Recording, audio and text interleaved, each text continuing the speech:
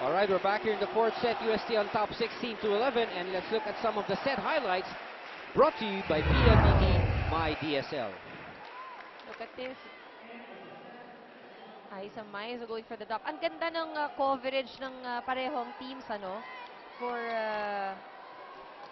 That's right, but that block belonged to Jean Balse. And those set highlights brought to you by PLDT My DSL.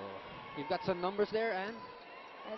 Just actually looking at the top scorers of UST, but of course very obvious, it's Balse, Maizo, and Ortiz doing an excellent job for the Lady Tigers. All right, and now San Sebastian is feeling the pressure, I would say, because they're down by 4 in this crucial must-win fourth set for them. And you can see in the body language that medyo nagbago ng konti dito sa side ng San Sebastian. They probably need isang magandang patay, parang spark plug ba? Yes, right. Isang magandang rally. Oh, isang magandang rally just to wake them up. And the set! The attack, it's just not working with a very good blocking of UST. The sets are too close to the net. Nahihirapan si Zeng. Bully is up against Maizo and Ortiz, whose elbows are beyond the net. And this is very critical kasi dapat yung mga set ni Belen, mailagay I think niya that's a better set. But the block is still there. And so now, I guess it's not the set. It's really the blocking of UST. And frustration written all over the face of Wally here in the fourth. 18-12. This is the final timeout of the Lady Stags. Let's listen in.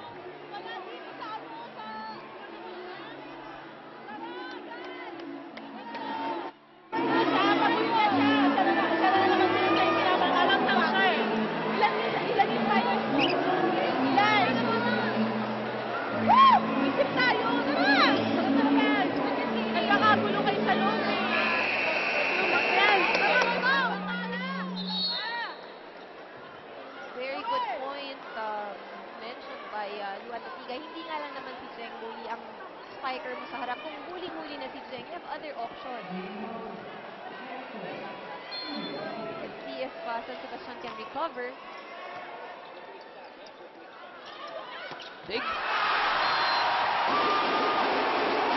And that was the best hit, if I ever saw one, from Cruz. And now the pressure that I was talking about really getting into the Lady Stags right now, because it was an open situation, and it was, and the set was actually good. Finally, they stopped the bleeding thanks to an error of Jean Balse in the serve. But this is still possible. It is still possible. We've seen 6 points. 6 points lang yan. Kaya-kaya pa yan. But of course, it would depend on how they will move. But luckily, they have Oli and Roses in the front line right now.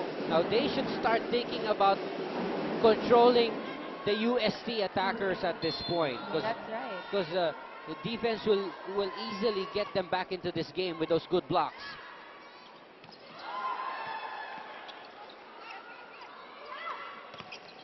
So Zane gets blocked by Micah.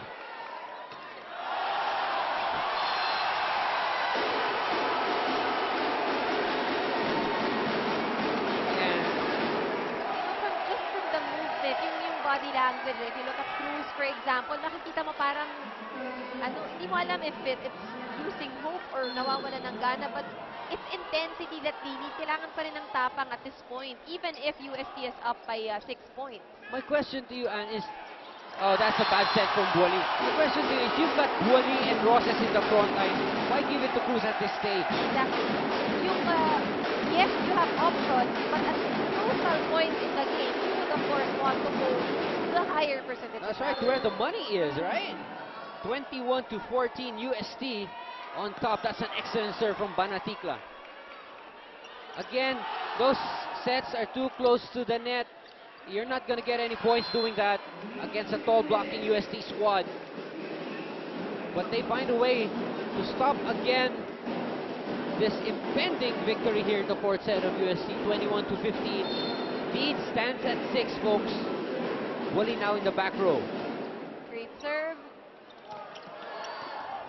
Good defense by Zheng Boli. Benito to Banaticla.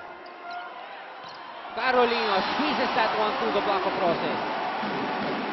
Sigmund is working very well for the Lady Tigers. I'm sure what's going on in the minds of the Lady Tigers. Ano ba yung kailangan nilang gawin to put a stop to ito sa magandang ginagalaw ng UST. Coach Rogers seems to have given up. Shakey's, if it's fun, family pizza, it's got to be Shakey's. Bad reception from Cruz. Cruz! Such a series of errors, a few errors actually, here in the fourth set coming from And Cruz, I believe, has really felt how tough it is to play in a championship here. all of the errors. Ito yung kailangan yung tibay ng loob. Kanina nag-error siya. Kailangan niya na makarecover ka agad. But in this case, And now she's the target of every UST offensive attack, whether it's the serve, the spike. that's right. She's now the target. Back row attack for Boili. Good save there. That is outside. And it is UST's ball game for game number 1 of this best of 3 series for the championship of the Shakey's V-League. Let's take a look at our Shakey's shake and play. This is giving UST the win here in the fourth set. All right, congratulations to UST for taking game number 1. Hang on, we will be back with our Shakey's best player of the game and the wrap up after the break.